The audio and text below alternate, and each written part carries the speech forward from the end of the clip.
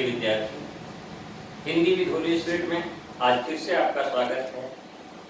और इससे पहले हम पढ़ रहे थे पद परिचय। पद परिचय के अध्ययन के क्रम में हमने देखा पद क्या है, पद की परिभाषा क्या है, पद कितने प्रकार के होते हैं। तो हमने देखा कि पद दो प्रकार के होते हैं, विकारी और अविकारी, और इन दोनों प्रकार के पदों के चार चार भेद होते हैं। ये सब हमने देखा। और इसमें हमने देखा विकारी पद का पहला भेद संज्ञा, और संज्ञा पदों का परिचय किस प्रकार दिया जाता है, ये हमने देखा। संज्ञा की परिभाषा देखी, संज्ञा के भेदों की परिभाषा देखी, और संज्ञा पद के परिचय का तरीका देखा हमने। अब आज हम बात करते हैं विकारी पदों के दूसरे भेद सर्वनाम की। सर्वनाम, ये सर्वनाम शब्द सर्व और नाम, इन दो शब्दों के योग से बना है। सर्व यानी सब, सभी, और नाम तो सबका नाम, जो सबका नाम है वही सर्वनाम है। साधारण शब्दों में हम इसका रूप क्या ले सकते हैं, जो सबका नाम है वही सर्वनाम है। जैसे मैं इससे लिखता हूं, अब ये क्या है, मार्कर है। तो अब ये क्या हो गया, राम मार्कर के बदले आया, तो ये मार्कर का नाम हो गया। मैं इससे बोर्ड मिटाता हूं, तो यहां इससे क्या हो गया, डस्टर के रूप में आ गया। तो मार्कर के लिए भी इससे और डस्टर के लिए भी इससे। अब जैसे क्लास में आप 5 विद्यार्थी हैं जिनसे मैं बातें कर रहा हूं, तो रमेश, सुरेश, मोहन, अजीत, अभिषेक, आप लोग आज अच्छी तरह से पढ़ाई कीजिए। इतना कहने से मतलब लंबा हो जाएगा वाक्य, तो आप सभी अच्छी तरह से पढ़ाई कीजिए, इतने से काम चल जाएगा। तो रमेश, सुरेश, जितना मैंने 5 नाम लिया, उन सब के बदले एक ही आप से काम चल गया, आप सभी से काम चल गया। तो ये आप क्या हो गया, सर्वनाम। तो जो सबका नाम है वह आया, वो किसी के साथ लग जा सकता है, वे आए किसी के साथ लग जा सकता है। तो जो सबका नाम है यानी किसी के लिए भी प्रयुक्त हो सकता है, वह सर्वनाम है। कुल मिला के सर्वनाम क्या है, संज्ञा पद के बदले में उसका प्रयोग किया जाता है। जैसे हम एक उदाहरण देखें कि राम जयपुर गया है, और वह कल लौटेगा। तो यहां जयपुर कौन गया है, राम, और कल कौन लौटेगा, राम कल लौटेगा। लेकिन यहां राम के बदले क्या आ गया, वह। तो यह वह जो है ये क्या हो गया, सर्वनाम। अब अगर राम के बदले हम लेते मोहन, तो मोहन जयपुर गया, मोहन के लिए भी वह। सुदेश, तो सुदेश के लिए भी वह। रमेश, तो रमेश के लिए भी वह। यानी जो सबका नाम है वही सर्वनाम है।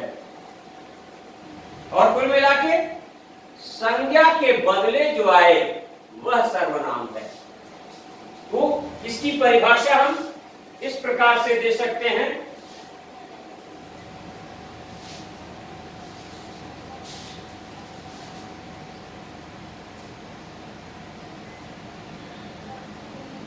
संज्ञा पदों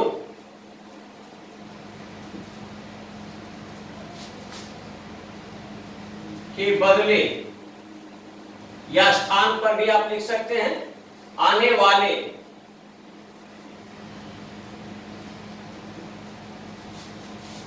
पद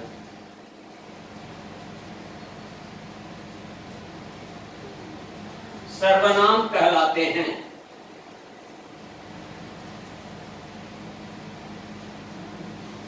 संज्ञा पदों के बदले आने वाले पद सर्वनाम कहलाते हैं।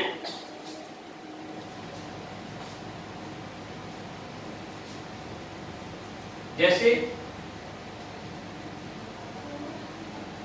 उदाहरण में हमने ऊपर देख लिया था, अब देखें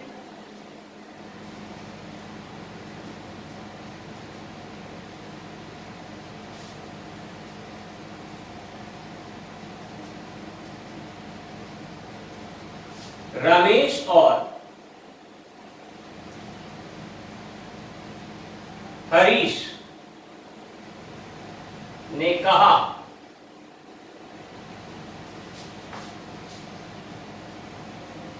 कि वे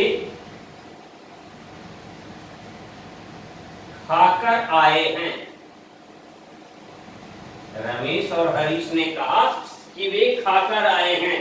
तो यहां वे किसके लिए आया? रमेश और हरीश के लिए आया। तो संज्ञा पद के बदले में आया, इसलिए ये क्या है? सर्वनाम है। तो ऐसे ही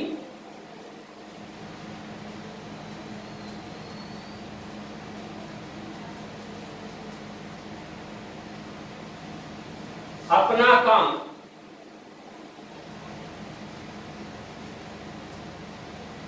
स्वयं करो, तो यहां स्वयं भी संज्ञा के बदले में आ रहा है।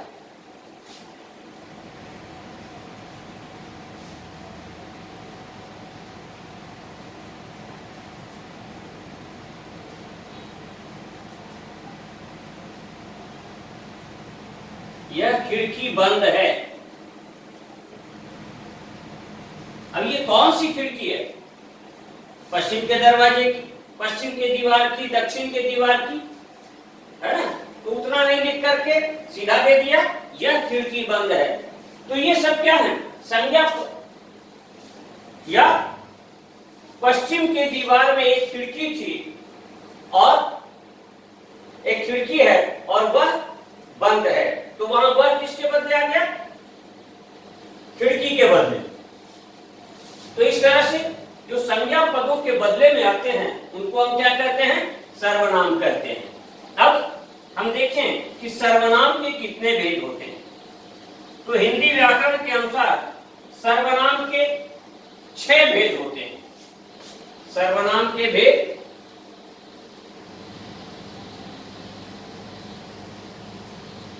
6 प्रकार के होते हैं। पहला पुरुषवाचक, पुरुषवाचक सर्वनाम। दूसरा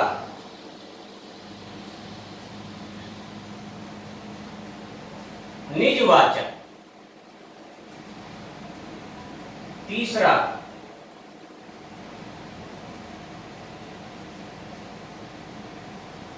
निश्चयवाचक। चौथा अनिश्चयवाचक।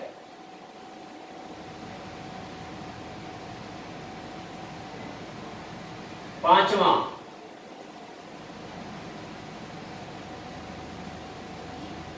संबंधवाचक। और छठा प्रश्नवाचक। तो ये 6 भेद होते हैं सर्वनाम के।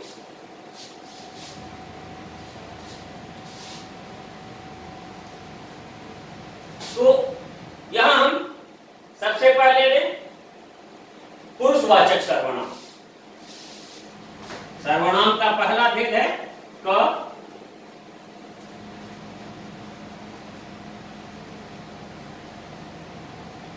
पुरुषवाचक सर्वनाम।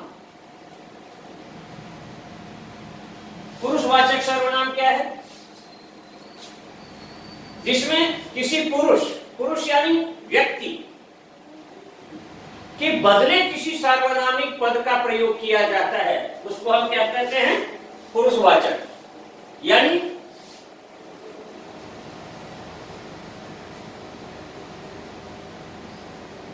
किसी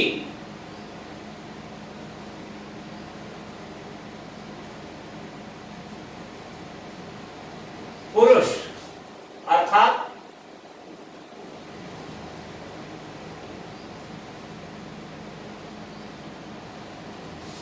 व्यक्ति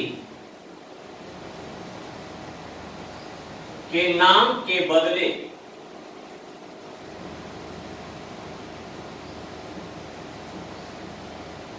प्रयुक्त होने वाले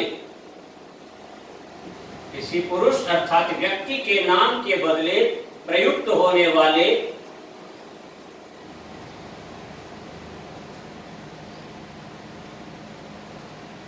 सर्वनाम पद को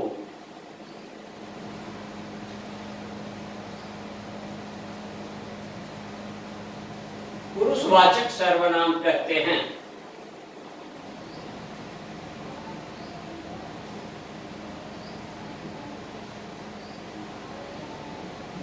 किसी बद मैंने बताया था सर्वनाम क्या है?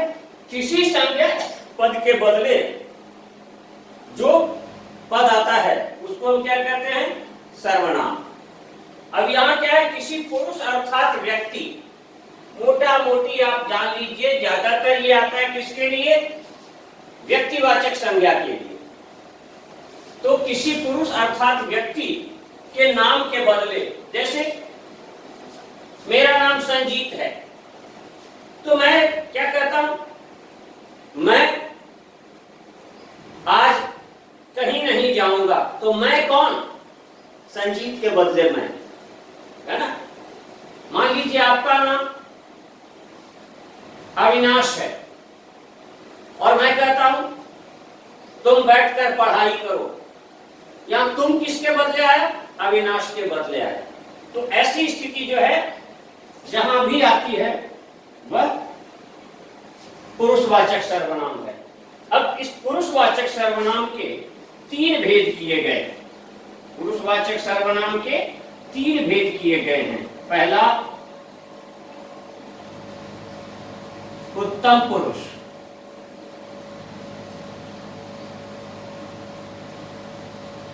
दूसरा मध्यम पुरुष,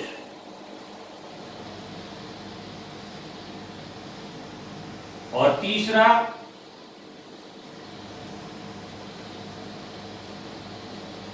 अन्य पुरुष।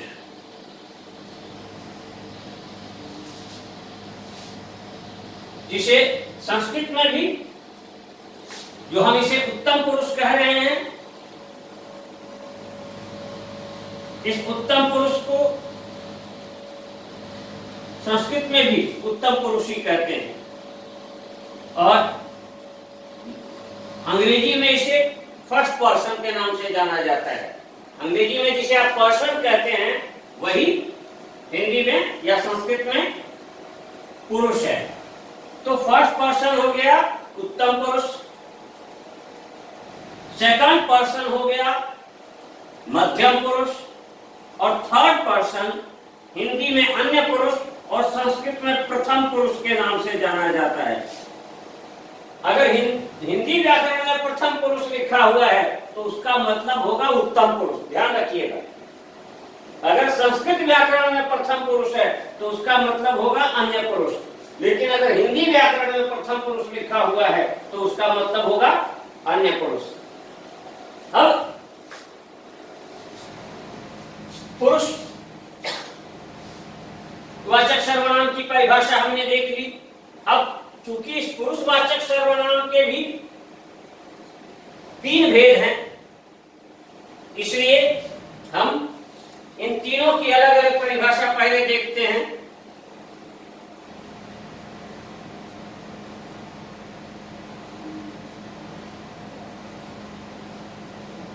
जब कोई व्यक्ति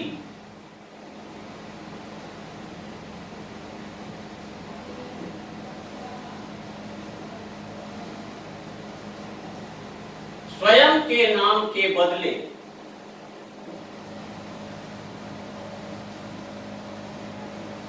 किसी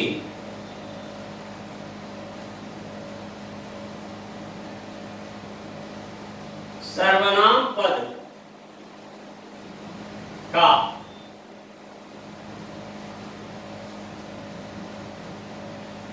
प्रयोग करता है तो वहां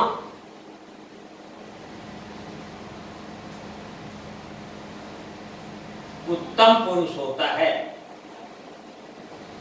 तो वहां उत्तम पुरुष होता है तो या तो उसे उत्तम पुरुष कहते हैं, दोनों में से कुछ भी आप लिख सकते हैं।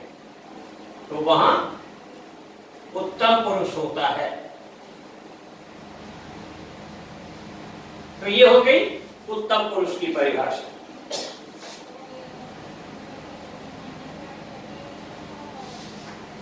अब जैसे मैं, इसमें कौन कौन से पद आएंगे?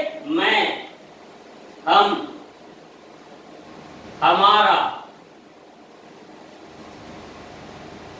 हमने, मैंने, हम लोग, हम सब,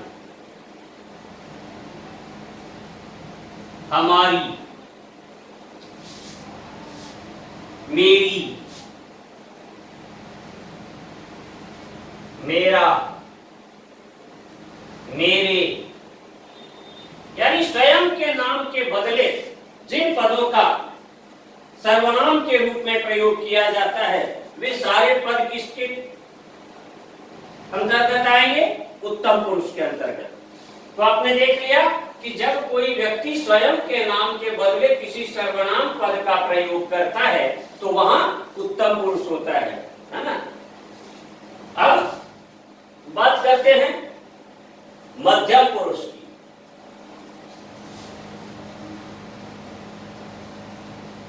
तो मध्यम पुरुष में क्या होगा?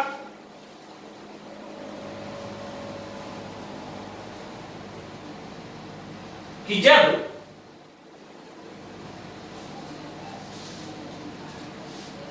या जहां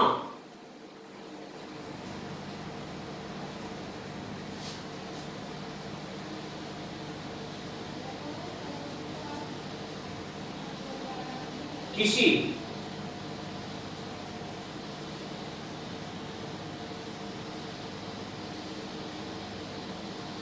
सम्मुख व्यक्ति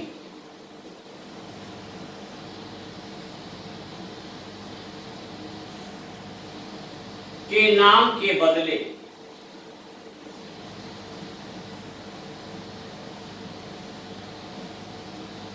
कोई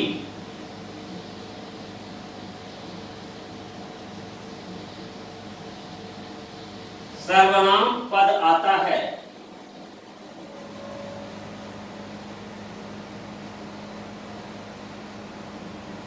तो उसे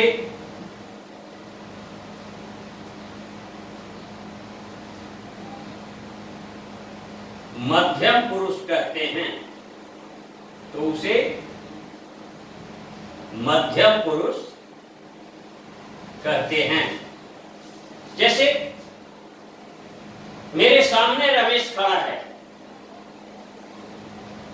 तो उसको मैं कहता हूं रमेश बैठ जाओ, उसके बदले में कहता हूं तुम बैठ जाओ। तो यहां तुम जो है वो किसके लिए आ गया? सामने वाले व्यक्ति के लिए। तो इसमें क्या होता है?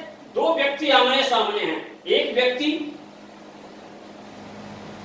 जो बात कर रहा है तो सामने वाले के लिए वो जिस शब्द का प्रयोग करता है उसके नाम के बदले वो शब्द क्या है? मध्यम पुरुष वाचक सर्वनाम है। जैसे तुम, आप, तुम सब, तुम लोग, आप लोग, ये सब इसके अंतर्गत आ जाए। अब बात करें हम अन्य पुरुष। तो अन्य पुरुष क्या होता है कि हम किसी और के बारे में, किसी ऐसे व्यक्ति के बारे में बात कर रहे हैं जो हमारे सामने उपस्थित नहीं है, और उस परिस्थिति में यदि हम उसके नाम के बदले किसी सर्वनाम पद का प्रयोग कर रहे हैं, तो सर्वनाम पद क्या होगा? अन्य पुरुष होगा। जहां किसी तीसरे व्यक्ति,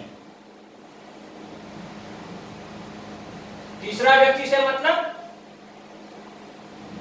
जो सामने उपस्थित नहीं है, जो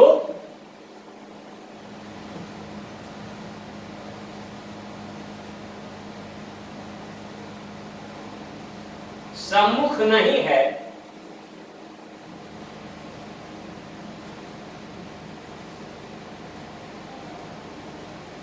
उसके नाम के बदले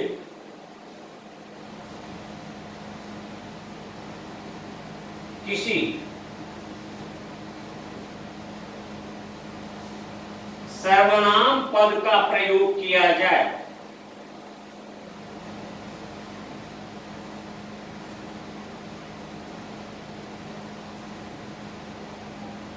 वहां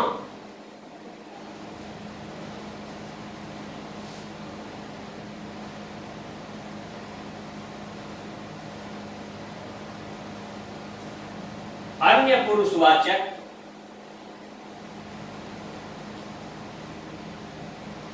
सर्वनाम, वहां अन्य पुरुषवाचक सर्वनाम होता है।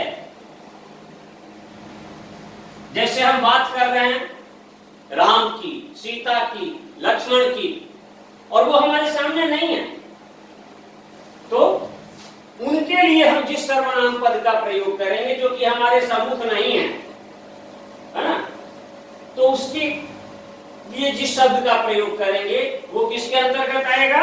अन्य पुरुष के अंतर्गत। जैसे वह,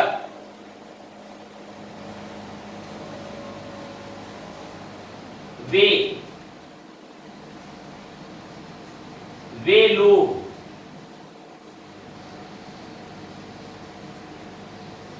वे सब, उसका, उसकी, उसे, उसने,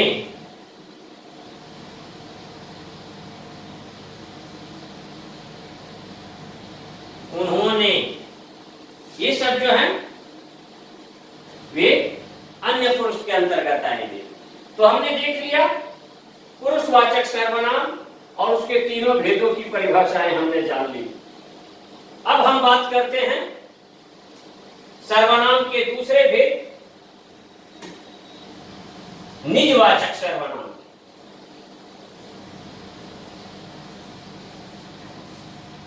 निजवाचक, जहां निजता का बोध हो। सर्वनाम का दूसरा भेद क्या है?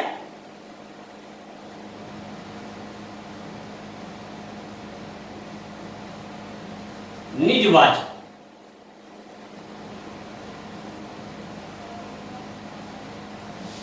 छोटी सी परिभाषा हम इसके लिख सकते हैं, निजता का बोध। निजता यानी अपनत्व, निजता का बोध कराने वाले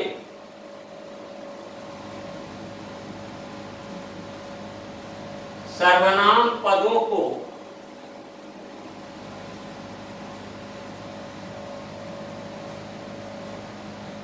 निजवाचक सर्वनाम कहते हैं। जैसे यह मेरी अपनी रचना है, तो रमेश स्वयं आया, तो रमेश के साथ निजता का, रमेश स्वयं भोजन बनाता है, तो रमेश का भोजन रमेश बनाता है, यही यह नहीं कह के हमने कह दिया रमेश स्वयं भोजन बनाता है या रमेश का भोजन बना रहा है, नहीं, रमेश स्वयं के लिए भोजन बना रहा है। तो यहाँ स्वयं शब्द जो है ये क्या हो गया, निजवाचक सर्वनाम। खुद, आप,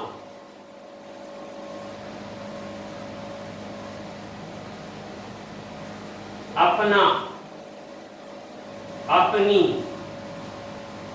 अपने, ये सारे शब्द जो हैं ये निजवाचक सर्वनाम के अंतर्गत आएंगे, यानी जिससे निजता का बोध होता हो, अपनत्व का बोध होता हो, अपने लिए जिसका प्रयोग किया जाता हो, उसको हम क्या कहेंगे, निजवाचक सर्वनाम। तीसरा सर्वनाम है निश्चयवाचक।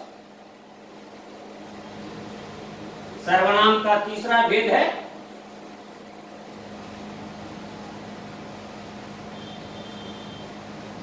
निश्चयवाचक सर्वनाम।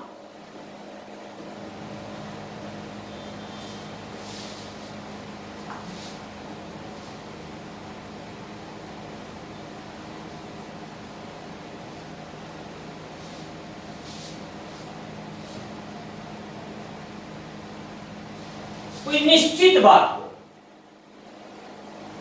है ना, उसके लिए जो सर्वनाम पद आएगा उसको हम क्या कहेंगे, निश्चयवाचक। किसी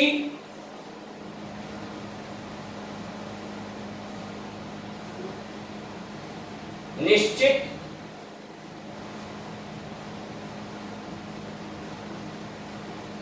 व्यक्ति,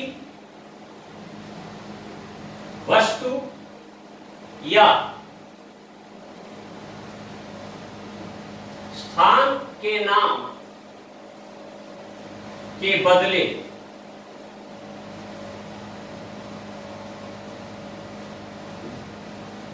प्रयोग में आने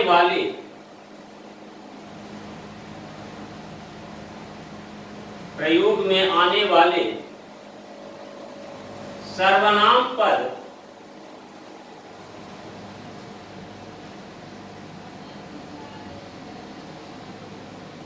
निश्चयवाचक सर्वनाम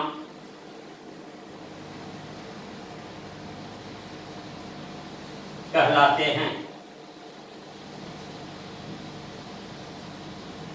निश्चित व्यक्ति,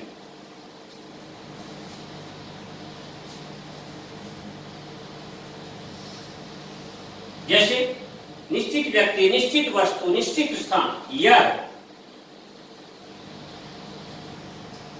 ये,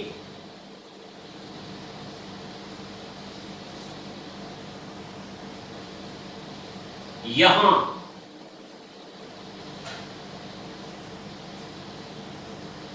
यहीं, ये सब एक, यहीं बैठो, तो ये क्या हो गया, निश्चय है। जैसे कुर्सी रखी हुई है, कहेंगे यहां बैठो, कुर्सी पर बैठो कहने के बदले हमने कह दिया यहां बैठो, तो कुर्सी संज्ञा के बदले एक निश्चित जगह हमने जो बता दिया वो क्या हो गया, निश्चयवाचक सर्वनाम हो गया। तो यह आया है, यह आया है, या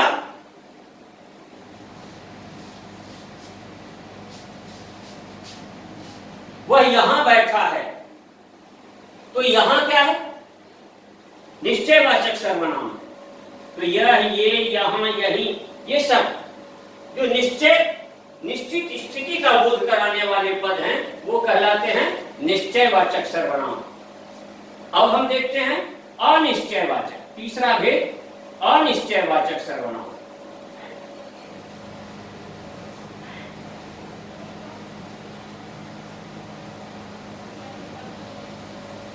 अनिश्चयवाचक सर्वनाम, बस बाकी सारी बातें वही रहेंगी, सिर्फ दो बातें बदल जाएंगी।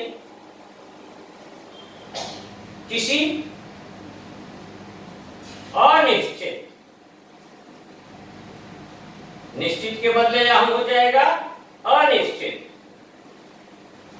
व्यक्ति, वस्तु या स्थान के नाम के बदले आने वाले सर्वनाम पद अनिश्चयवाचक सर्वनाम कहलाते हैं। वहां क्या था? निश्चित व्यक्ति, वस्तु या स्थान। यहां क्या है? अनिश्चित। निश्चित के बदले हो गया अनिश्चित। तो अनिश्चित व्यक्ति, वस्तु या स्थान के बदले प्रयोग में आने वाले शब्द क्या हो जाएंगे या पद क्या हो जाएंगे? अनिश्चयवाचक सर्वनाम। जैसे कहीं, कोई,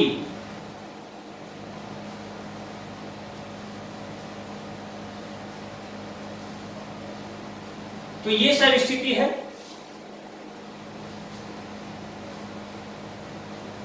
कहीं दूर, उधर कोई है, तो ये कौन है हमें नहीं मालूम। तो ये अनिश्चित स्थिति है। अब सर्वनाम का चौथा भेद, पांचवा भेद, अनिश्चयवाचक चौथा भेद था। अब हम देखते हैं पांचवा भेद।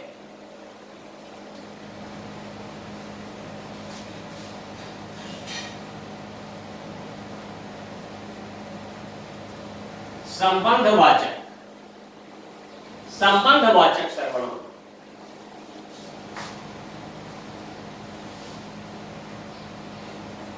संबंधवाचक सर्वनाम क्या है? संज्ञा पदों के साथ संबंध स्थापित करने वाले सार्वनामिक पदों को हम क्या कहेंगे? संबंधवाचक सर्वनाम। इसकी परिभाषा ले सकते हैं। किसी संज्ञा पद से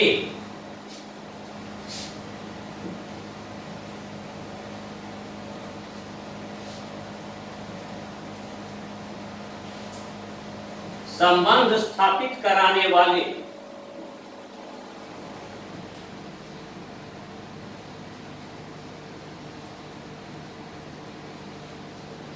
सर्वनाम पद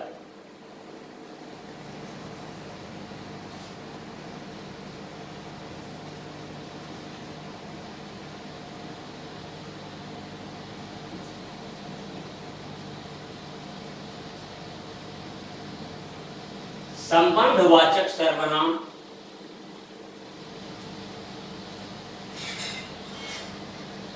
हैं।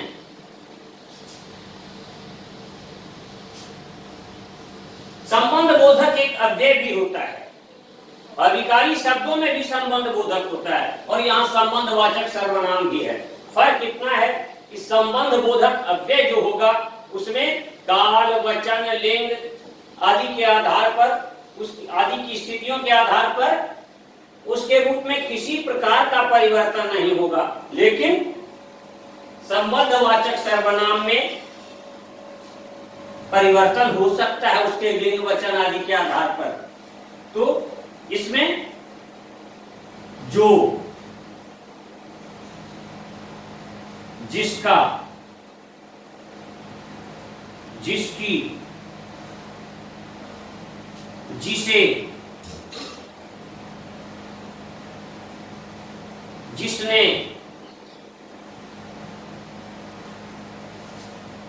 जिन्होंने, ये सारे शब्द आ जाएं जहां पर, तो वहां मतलब क्या है? संबंधवाचक सर्वनाम है। मैं वही राम हूं जिसने रावण को मारा था। तो रावण को मारने वाले राम से संबंध स्थापित कराता हुआ यह सर्वनाम पद आया है। यह वही व्यक्ति है जिसकी कल पुलिस ने पिटाई की थी। तो यहां पर उस व्यक्ति के नाम के बदले जिसकी शब्द आ गया और पुलिस की पिटाई से उसका संबंध स्थापित किया गया। तो ये क्या हो गया? संबंधवाचक सर्वनाम हो गया, है ना। जैसे आप लिख सकते हैं,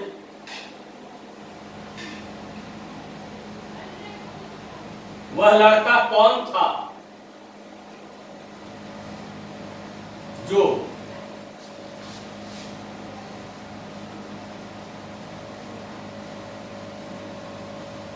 मेरे द्वार पर खड़ा था।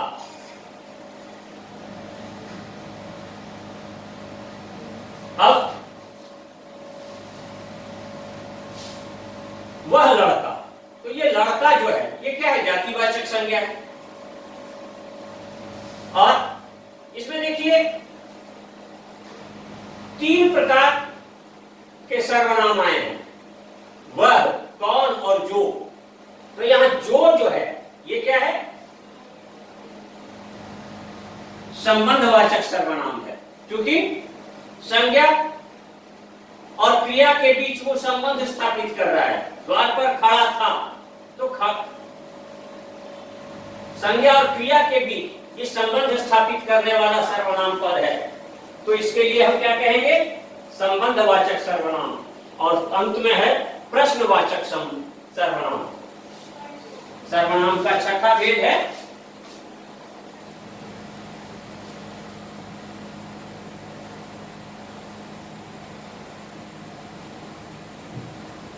प्रश्नवाचक सर्वनाम।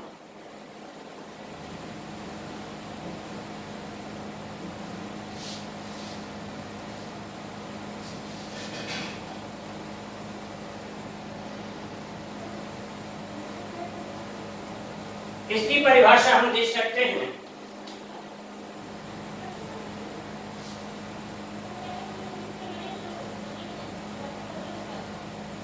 जिस सर्वनाम पद से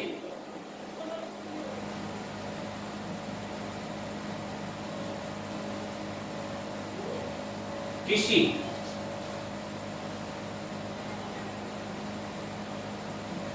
प्रश्न का बोध हो, उसे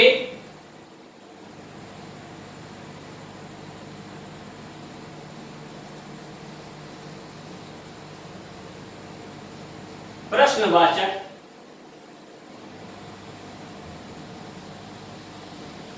सर्वनाम कहते हैं। प्रश्न का बोध कराने वाले सर्वनाम पद को हम क्या कहते हैं, प्रश्नवाचक सर्वनाम कहते हैं। जैसे कौन, वहां कौन बैठा है,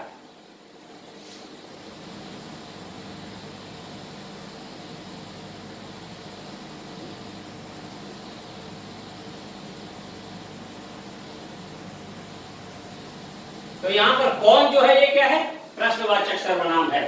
कहां, तुम कहां जाओगे,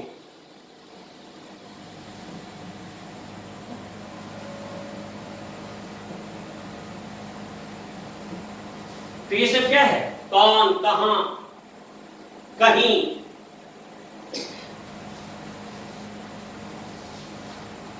तो ये सब स्थितियां जो हैं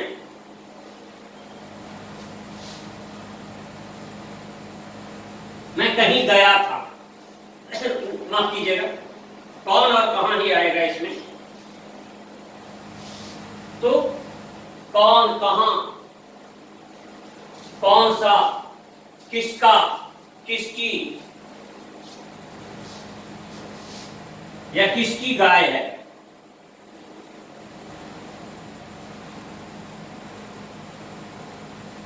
किसे, किसने, ये सारे जो हैं इसके अंतर्गत आएंगे, प्रश्नवाचक सर्वनाम के अंतर्गत। अब हम देखें कि सर्वनाम पदों का पद परिचय देते वक्त हमें किन किन बिंदुओं पर विचार करना होता है। तो सर्वनाम पदों का परिचय देते समय हमें प्रमुख, जैसे संज्ञा पदों में हमने देखा 5 बिंदुओं पर विचार हम कर सकते हैं, वैसे ही सर्वनाम पद में भी 5 बिंदुओं पर विचार करना होता है। सबसे पहला बिंदु सर्वनाम का भेद। दूसरा,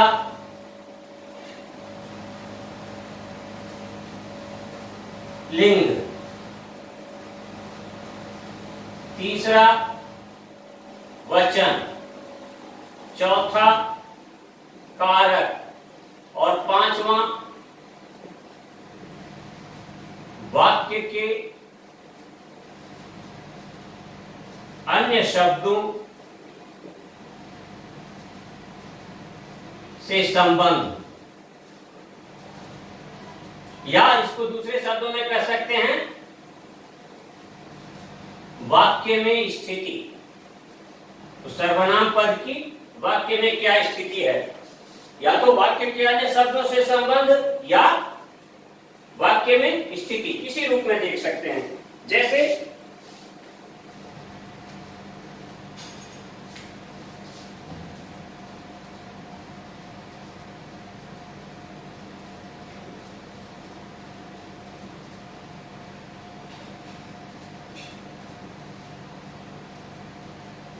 मैं वही राम हूं।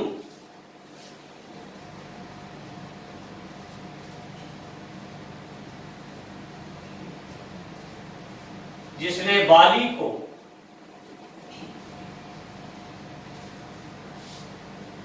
मारा था और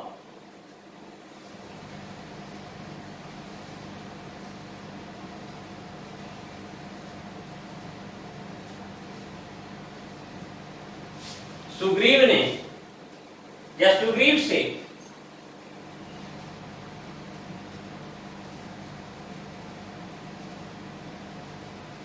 किसने कह दिया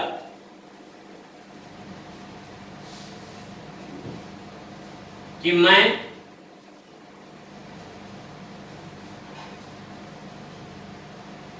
उसे दंड नहीं दे सकता। अब यहां देखिए,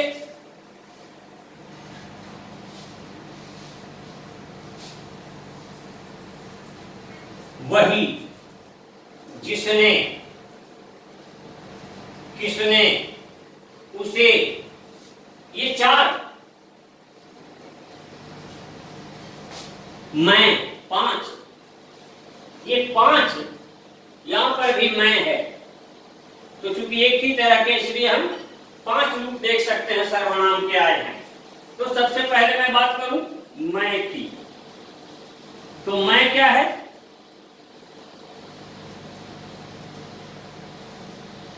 पुरुषवाचक सर्वनाम। अब चूंकि पुरुषवाचक सर्वनाम के तीन भेद होते हैं, इसलिए इस मैं के परिचय में हम लिख सकते हैं उत्तम पुरुष,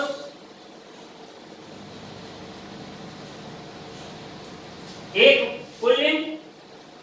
अब यहां मैं स्त्रीलिंग के लिए भी हो सकता है, पुल्लिंग के लिए भी हो सकता है।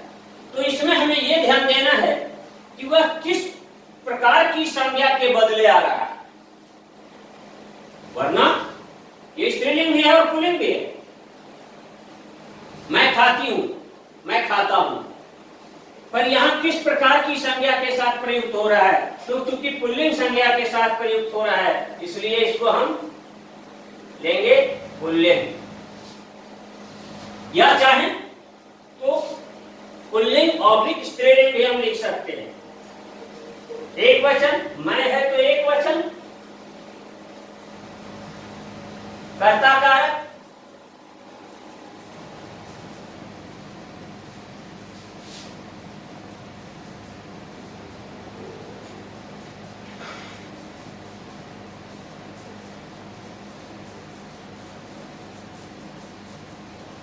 वाक्य की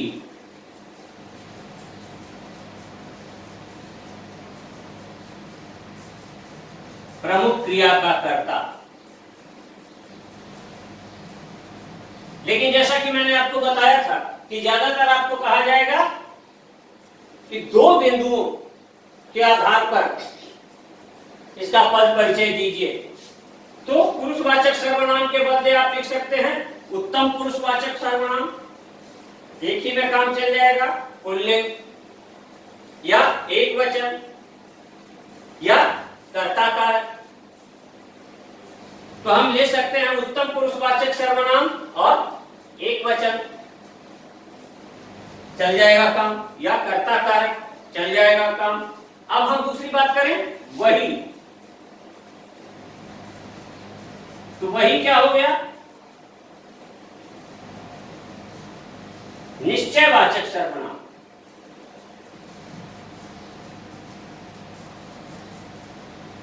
अब चूंकि कर्ता एक वचन है,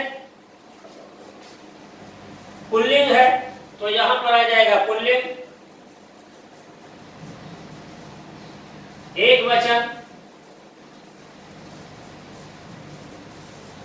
यहां भी आ जाएगा कर्ता कारक।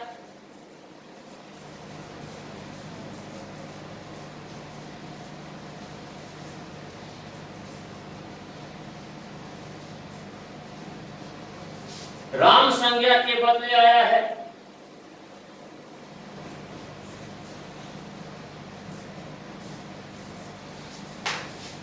अब हम इस तीसरे पद की बात करें,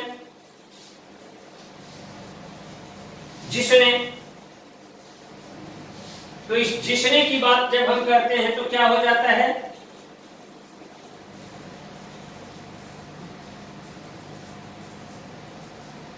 संबंधवाचक सर्वनाम, फिर पुल्लिंग आ जाएगा। यूं तो पुल्लिंग स्त्रीलिंग कुछ भी हो सकता है, लेकिन चूंकि संज्ञा राम जो है वो पुल्लिंग है, इसलिए पुल्लिंग, एक वचन।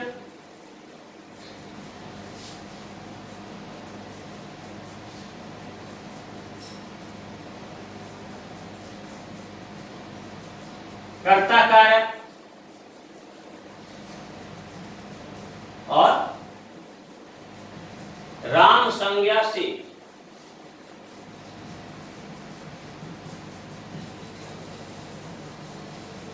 संबंध बताता है।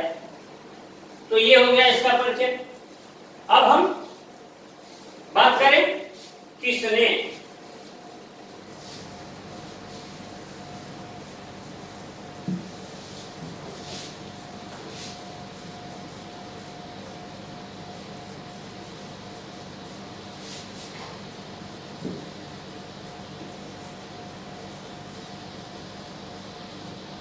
किसने, तो ये क्या हो गया? प्रश्नवाचक सर्वनाम, पुल्लिंग, एक वचन।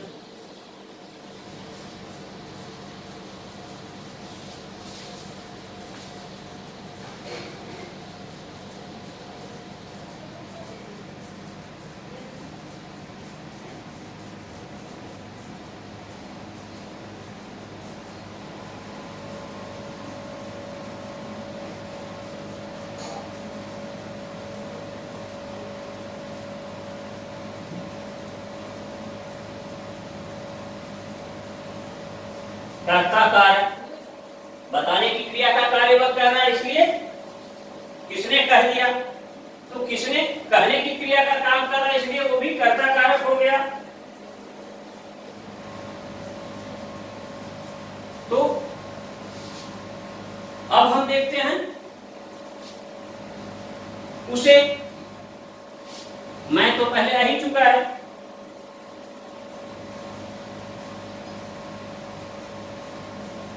उसे, तो ये हो गया क्या?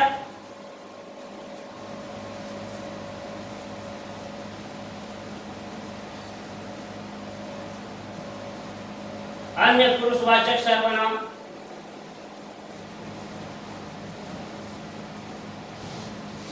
हम चाहें तो इसको पहले कर सकते हैं पुरुषवाचक सर्वनाम फिर अन्य पुरुषवाचक, लेकिन इतने से काम चल जाएगा। अन्य पुरुषवाचक सर्वनाम पुल्लिंग, क्योंकि सुग्रीव भी पुल्लिंग है, यहाँ सुग्रीव के बदले उसे शब्द आया तो सुग्रीव भी पुल्लिंग है, और सुग्रीव भी एक वचन है, तो यहाँ आ जाएगा एक वचन। कर्म कारक, सुग्रीव चूंकि इस वाक्य में क्या है, कर्म है, तो कर्म कारक और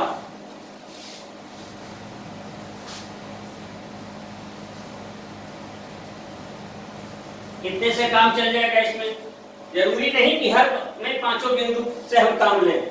तो इस तरह से आपने देखा कि सर्वनाम पदों के भेदों को हमने जाना और सर्वनाम पद का परिचय किस प्रकार दिया जाता है, इन सबको हमने देखा। अब इसमें किसी प्रकार की कोई समस्या रही हो तो आप मुझसे बात कर सकते हैं। तो आज के लिए इतना ही। आप सबको हमारी कक्षा में शामिल होने के लिए धन्यवाद। कल फिर मिलेंगे नए पद के साथ। नमस्कार।